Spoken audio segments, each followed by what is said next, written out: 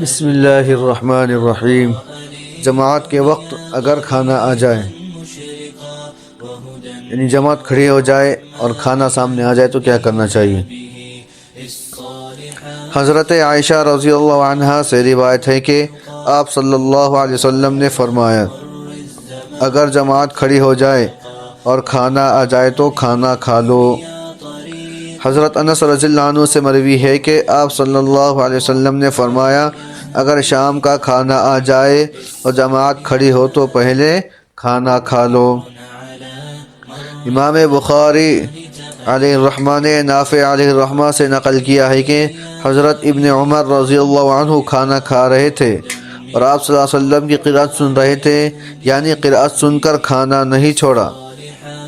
علامہ عینی علیہ الرحمہ نے بیان کیا کہ کھانے کو جماعت پر مقدم کرنے کا حکم اس وجہ سے ہے کہ دل فارغ ہو جائے، دھیان لگا رہے۔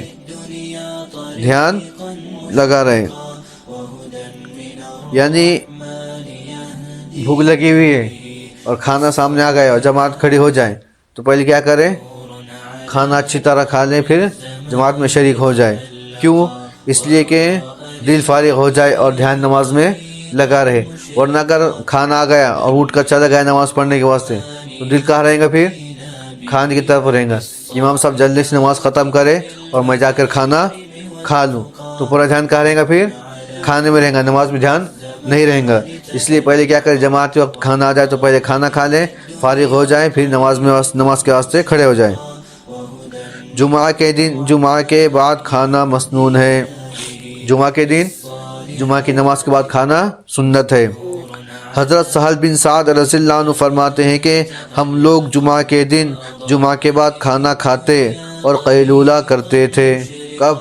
جمعہ کے دن جمعہ کی نماز کے بعد کھانا کھاتے اور کھانا کھائے بعد سے قیلولہ کرتے۔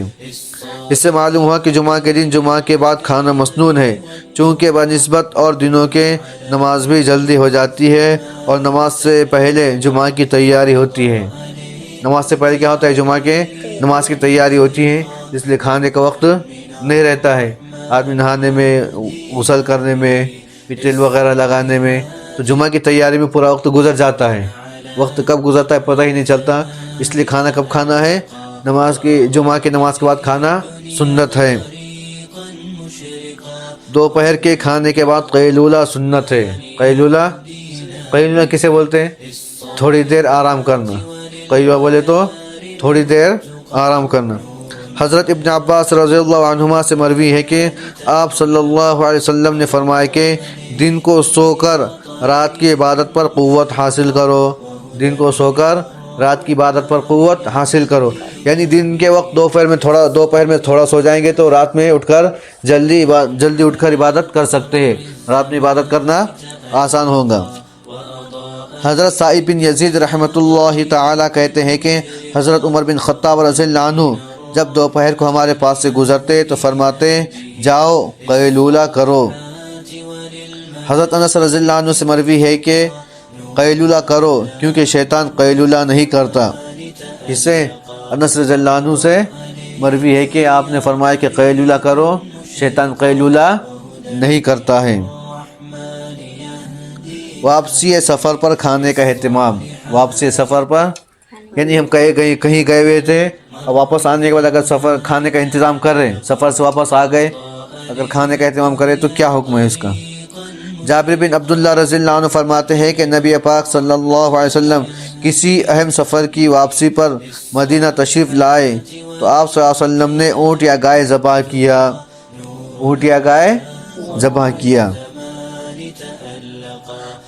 اس سے معلوم ہوا کہ واپسی حج یا کسی اہم سفر سے واپسی پر کھانے کا اہتمام کیا جا سکتا ہے، مگر خیال رہے کہ مقصد ریا، فخر یا عار سے بچنا ہو، کیونکہ ایسی دعوت ممنوع ہے۔ یعنی کوئی حج سے واپس آ رہا ہے یا کسی اہم سفر سے واپس آ رہا ہے تو دعوت وغیرہ کرنا کیا ہے؟ جائز ہے، دعوت وغیرہ کر سکتے ہیں، لیکن اگر کسی کو دکھلانے کے واسطے کر رہا ہے یا کسی کے عار سے بچنے کے واسطے کر رہا ہے تو یہ کیا ہو جائے گا؟ پھر یہ جائز نہیں ہے۔ پھر یہ